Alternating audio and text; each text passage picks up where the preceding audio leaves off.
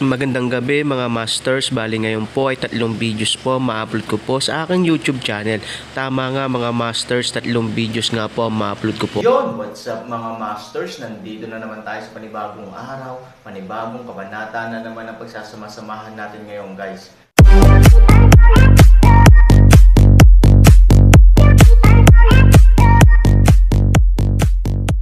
Bali mga masters, kung bago ka pa lang po sa aking YouTube channel, please click the subscribe button, lalong-lalo na po yung notification bell guys, para maging connected pa rin tayo sa isa't isa at maging updated kayo sa mga susunod ko pang video.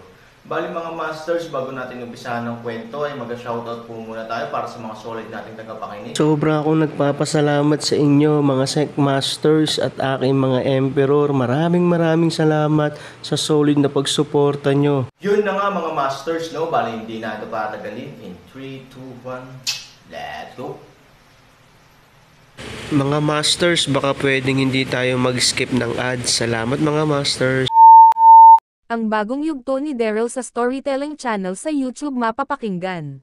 Ang bagong kabanata, at si Matandang Jomar ay nagsalita at sinabi, "Salamat talaga Emperor Daryl. Alam ko ngayon na ikaw ay magiging abala pa.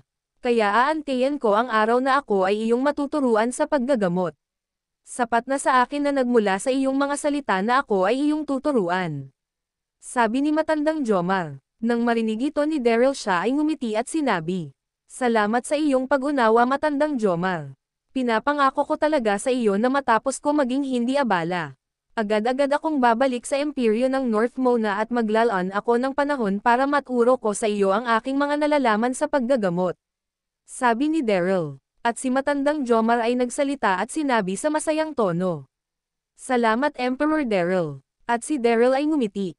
At maya-maya si Daryl ay nagsalita at sinabi, "Kailangan ko muna kayong palabasin. Nais ko buksan ang primordial spirit ni Pinunong General Recto ng main team. Sana ay maintindihan niyong 5. Lexer, Sean, Liam, Froy at Matandang Jomar."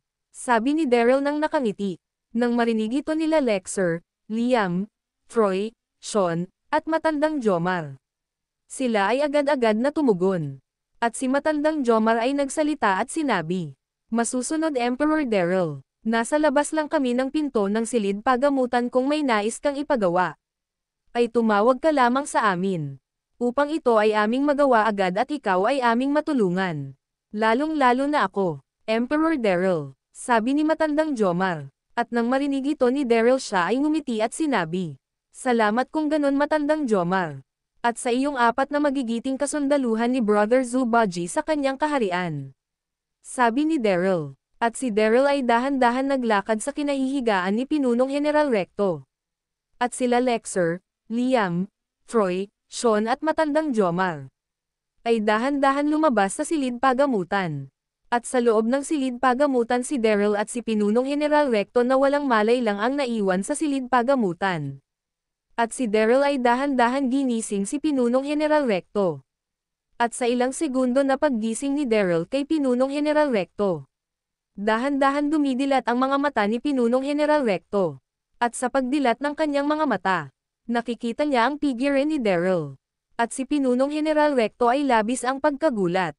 Nais nitong tumayo, ngunit hindi niya magawa dahil ang kanyang katawan ay labis na nanghihina dahil sa labis na pagkawala ng dugo nito sa kanyang katawan. At dahil din sa pinainom na elixir sa kanya ni Matandang Jomar kanina. Nais sana bumati sa paggalang si Pinunong General Recto kay Daryl. Ngunit hindi niya ito magawa. At si Daryl nang makita niya ang damilat na si Pinunong General Recto, ito ay ngumiti at sinabi, "Kamusta na ang iyong pakiramdam Pinunong General Recto? Ngayon binabati kita na ikaw na ang Pinunong General ng mga kasundaluhan ng North Mona." Sabi ni Daryl nang nakangiti. Nang marinig ito ni Pinunong General Recto, ito ay labis na nahiya at sinabi, "Kung hindi dahil sa iyo Emperor Daryl ay hindi ko makakamit ang ganong posisyon sa imperyo ng North Mona. Sa pagiging Pinunong General, alam ko Emperor Daryl na ikaw ang may dahilan kung bakit si Emperor Zubaji ay nagdesisyon na ako ay iluklok sa pagiging Pinunong General." Sabi ni Pinunong General Recto kay Daryl.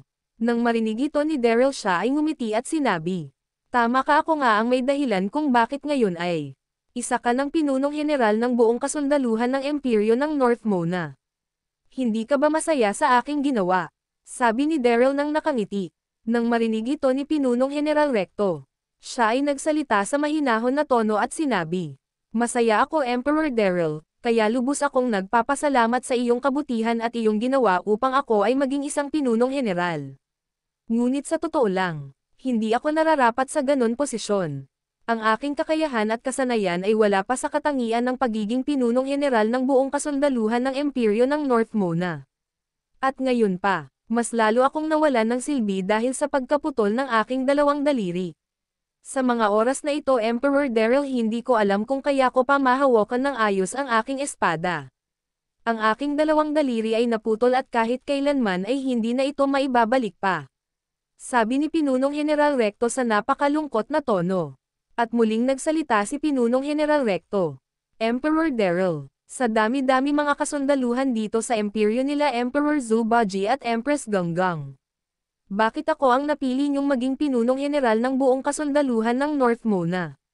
Ako ay di hamak na isang sundalong nagbabantay lamang sa malaking gate ng imperyo ng North Mona. Kung aking iisipin, ako ay wala pang karanasan sa pakikipaglaban. Sa mga nagdaan na mga taon ang buong kasundaluhan ng imperyo ng North Mona ay nakikipaglaban sa iba-ibang lugar na mayroon sa ating mundo ng mga tao. At kaming iilang mga kasundaluhan na nagbabantay lang sa gate ng imperyo ng North Mona ay nanatili na nagbabantay pa rin sa gate ng imperyo ng North Mona.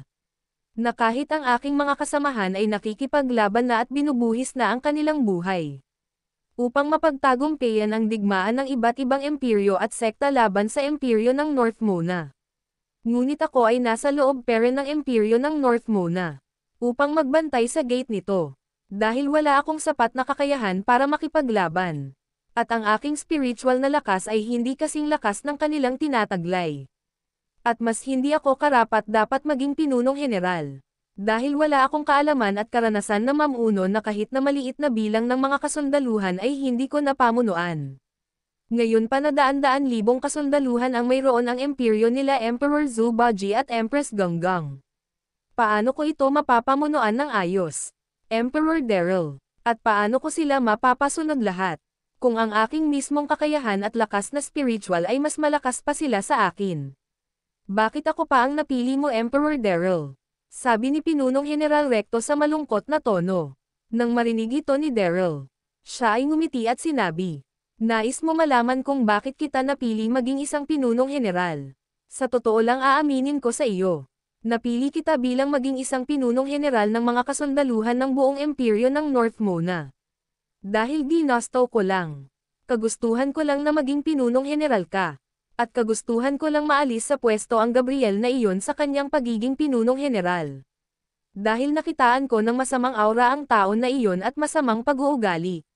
Na alam ko ay magiging problema si Gabriel sa imperyo ng North Mona na pinamumunuan nila Brother Zubaji at Ganggang. Nakikita ko sa katayuan ni Gabriel ang pagiging sakam at ganid sa kapangyarihan. Na maaari kahit anong oras ay mailabas nito ang kanyang masamang hangarin na kunin ang buong pamumuno sa imperyo ng North Mona sa hinaharap. Kaya pinigilan ko na ito. Sa totoo lang, labis din ako nagsisisi sa aking ginawa na ikaw ay aking ginamit para si Gabriel ay mawala sa kanyang posisyon. Nang malaman ko ang nangyari sa iyo nang dahil kay Gabriel. Kaya Pinunong General Recto, humihingi ako ng patawad at paumanhin, sabi ni Daryl. Nang marinig ito ni Pinunong General Recto, siya ay labis na nagulat sa kanyang narinig. At si Pinunong General Recto ay nagsalita at sinabi, "Ngayon nauunawaan ko na Emperor Daryl. Hindi mo kailangan pa humingi sa akin ng paumanhin at kapatawaran. Nauunawaan ko ang iyong naging hangarin. Bilang labis na tagasunod at tagabantay ng imperyo ng North Mona sa pamumuno ni Emperor Zubaji at Empress Ganggang. Ayaw ko din na mangyari sa kanila ang iyong naiisip na gagawin ni Pinunong General Gabriel sa kanila. Kaya wala akong kahit konting galit sa aking puso para sa iyo Emperor Daryl." Sabi ni Pinunong General Recto sa mahinang tono. Nang marinig ito ni Daryl, siya ay nagsalita at sinabi, "Salamat sa pagiging mabuti mo Pinunong General Recto. Ang iyong pagiging mabuti ang aking nakita sa iyo. Ang pagiging mabuting tao ay kahit kailanman ay hindi na ito mababago ng sinuman. Ngunit ang iyong kakayahan at kasanayan ay kayang-kaya pang mabago.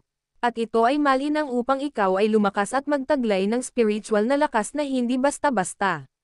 At may isa pang paraan para mas tumaas agad ang lakas ng spiritual na lakas mo.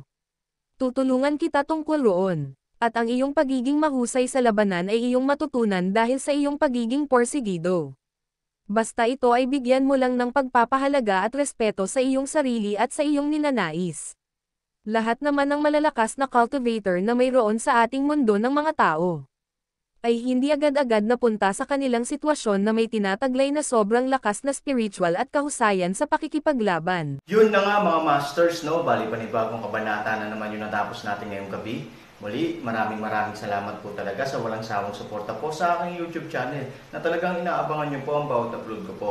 Bali mga masters, magkita-kita ulit po tayo bukas ng gabi at ngayon po ay magpapaalam po muna tayo. Bali mga masters, bye-bye!